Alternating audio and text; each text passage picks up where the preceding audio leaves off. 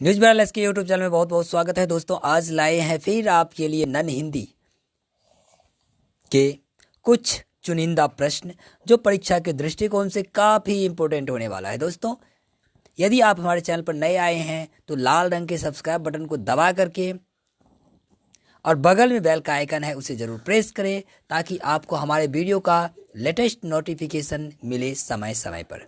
सबसे पहले दोस्तों ये जान लेना बहुत ज़रूरी है कि आपको हमारे चैनल पर मिलेगा क्या क्या। हमारे चैनल पर यूट्यूब से संबंधित जानकारियाँ, ब्लॉगिंग, बैकलिंक्स, उसके बाद एजुकेशन, जीके जीएस और ऑनलाइन अर्निंग से संबंधित वीडियो मिलता रहता है, इसलिए इस चैनल को जरूर सब्सक्राइब करें। और मुख्य रूप से यहाँ पर 10वीं बिहार बोर्ड के जितने भी महत्वपूर्ण क्वेश्चंस है, ऑब्जेक्टिव सीरीज अभी चल रहा है और 12वीं आर्ट्स का भी क्वेश्चन यहाँ पर हम अपडेट करते रहते हैं, इसलिए हमारे चैनल को जरूर सब्सक्राइब करें। चलिए दोस्तों चलते हैं। 10वीं नन हिंदी का कुछ प्रश्न है 100 नंबर वाला में से।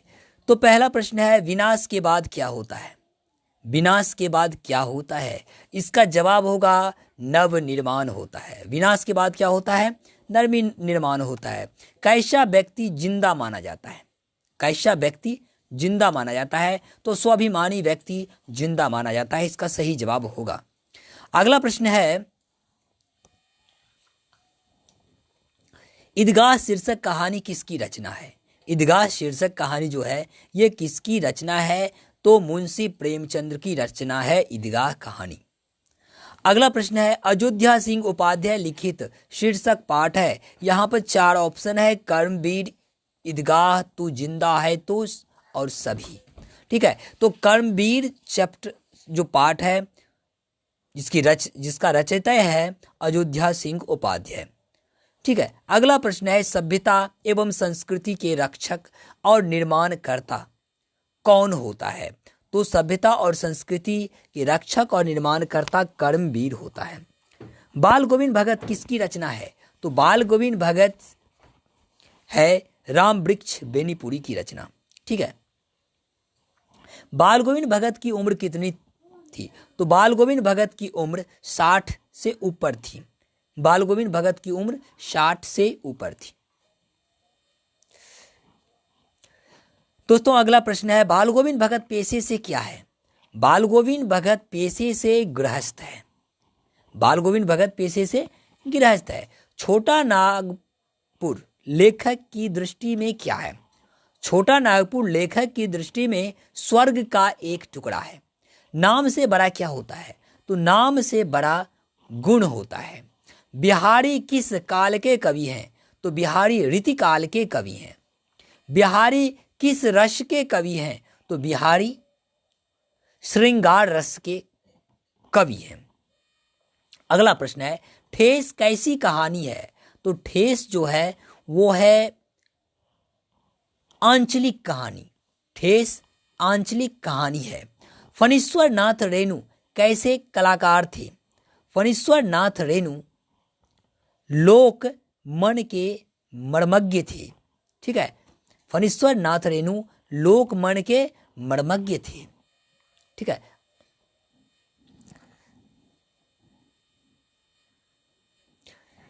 अगला प्रश्न है, ठेस कहानी में कितने पात्र हैं? ठेस कहानी में 5 पात्र हैं। बच्चे की दुआ शीर्षक कविता क्या है? तो ये प्रार्थना गीत है। बच्चे की दुआ कविता जो है ये प्रार्थना गीत है। कलिंग का युद्ध कितने दिनों तक चला? तो कलिंग का युद्ध 4 सालों तक चला है। कलिंग का युद्ध 4 सालों तक चला है। अशोक कहाँ का सम्राट था? अशोक मगध का सम्राट था। अशोक कहाँ का सम्राट था? मगध का। कलिंग महाराज की कन्या कौन थी? तो कलिंग महाराज की कन्या पद्मा थी। कौन ईर्ष्या की बड़ी बहन है? तो ईर्ष्या की बड़ी बहन निंदा को कहते हैं, निंदा। वकील साहब क्यों सुखी नहीं है?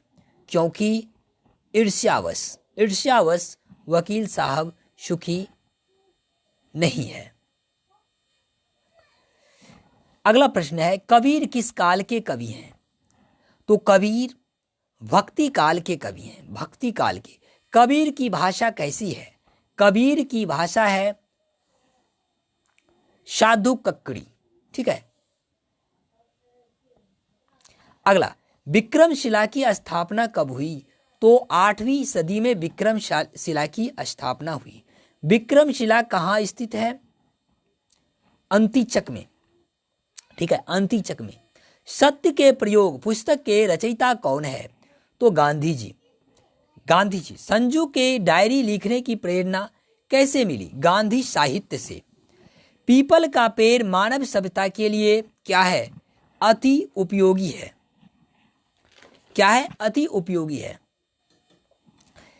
पीपल शीर्षक कविता के कवि है गोपाल सिंह नेपाली। खेमा शीर्षक कहानी का मुख्य पात्र है खेमा। खेमा कहाँ काम करता था? तो कसारा के होटल में। ठीक है। खुशबू रचते हैं हाथ किसकी रचना है? अरुण कमल की। खुशबू रचते हैं हाथ किसकी रचना है? अरुण कमल की। सफलता की जननी कौन है? श्रम। सफलता की जननी कौन है? श्रम। अगस्त क्रांति कब हुई? 1942 ईस्वी में अगस्त क्रांति हुई थी। रानी लक्ष्मीबाई किसकी अवतार मानी जाती है? तो दुर्गा की। ठीक है। अगला पेज। हिरण के बच्चे के लिए कौन दुखी था? कवि। हिरण के बच्चे के लिए कौन दुखी था? कवि। सुदामा चरित्र के लेखक कौन है? नरोत्तम दास। चिकित्सा का चक्कर शीर्षक पाठ में बीमार कौन पड़ा? स्वयं लेखक। सुदामा की आर्थिक स्थिति कैसी थी? अति दीन। पद्मा किसका बदला लेना चाहती है? अपने पिता का।